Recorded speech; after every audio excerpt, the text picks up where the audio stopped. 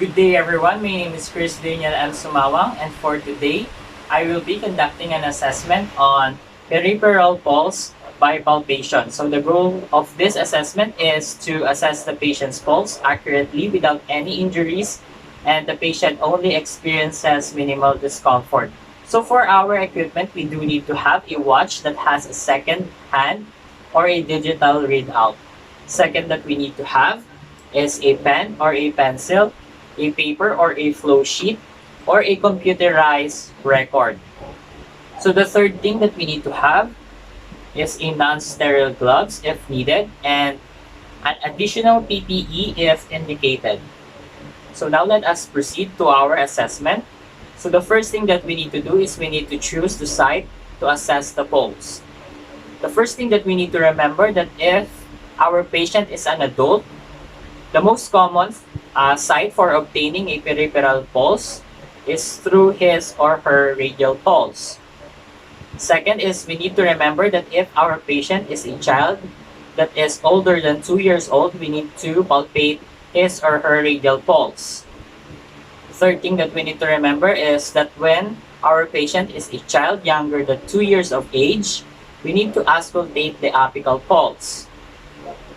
The next assessment is that we need to assess for factors that could affect pulse characteristics such as the patient's age, the amount of exercise, the fluid balance, and medications. Also, we need to note baseline data and or previous pulse measurements. So now let us proceed to our implementation. So the first thing that we need to do is we need to check the physician's order or nursing care plan for frequency of pulse measurement. And also we need to remember that more frequent pulse measurement may be appropriate based on nursing judgment. Second that we need to do is we need to perform hand hygiene and put on our PPE.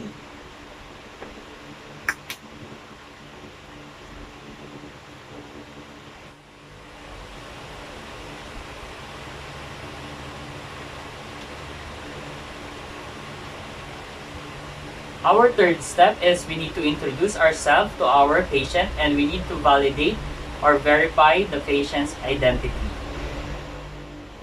So, hi ma'am, I am Chris and I will be your nurse for today. May I know your name? Okay, you are Miss Love.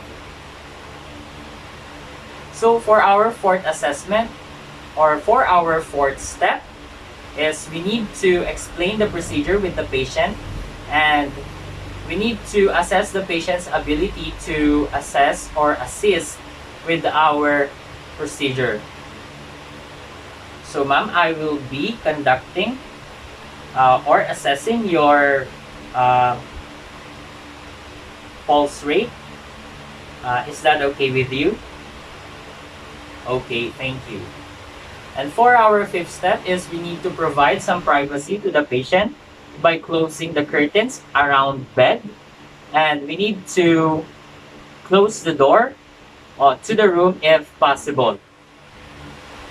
The sixth step is we need to put on gloves as appropriate.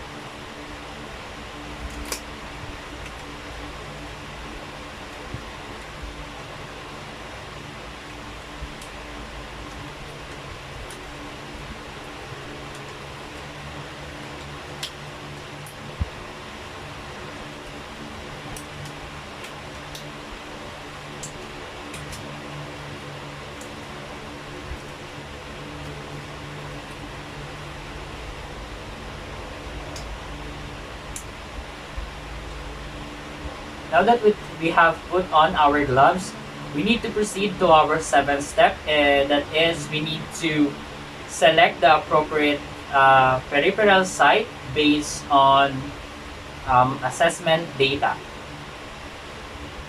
So for our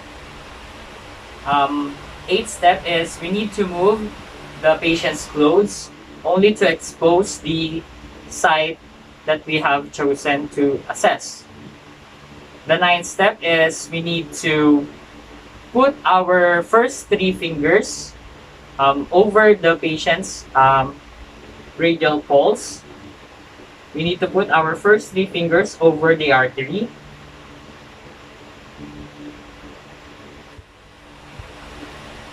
After that, we put our first three fingers to over the artery. We need to lightly compress the artery so pulsations can be felt and can be counted. So for our 10th step, we need to use our watch that has a second hand, and we need to count the number of pulsations that are felt for 30 seconds and multiply that number by 2 to calculate the rate for 1 minute. And if the rate, the rhythm, and or the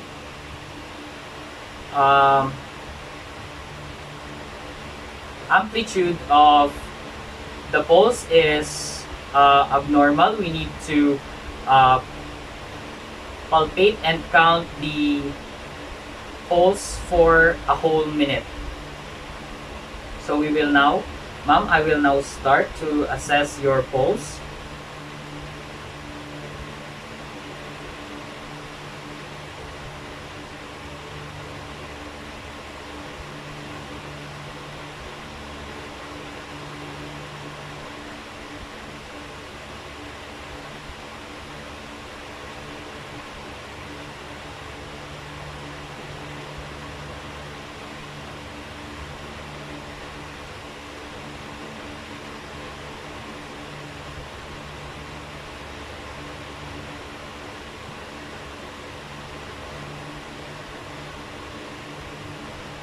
Now that we have assessed the pulse, ma'am, you have a 82 beats per minute. That is within the normal range because the normal range of the heartbeat is from 60 to 100 beats per second. So for our 11th step, we do need to note the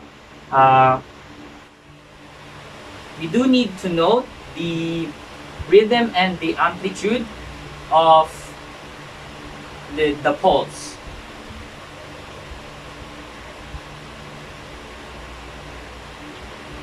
So for our 12th step, when the measurement is complete, we do need to remove our gloves if worn.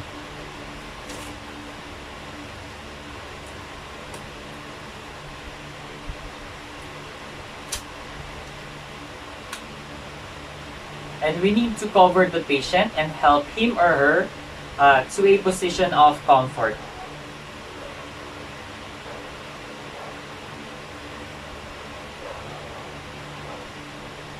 So for our 13th step, we need to remove our additional PPEs and we need to perform hand hygiene.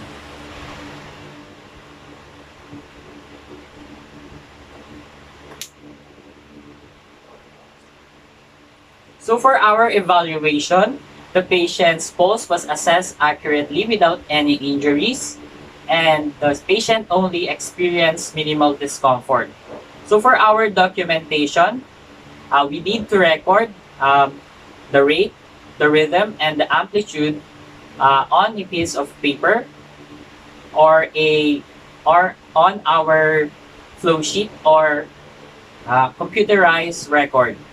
Also, we need to identify the site of assessment, and we do need to report abnormal findings to the appropriate person.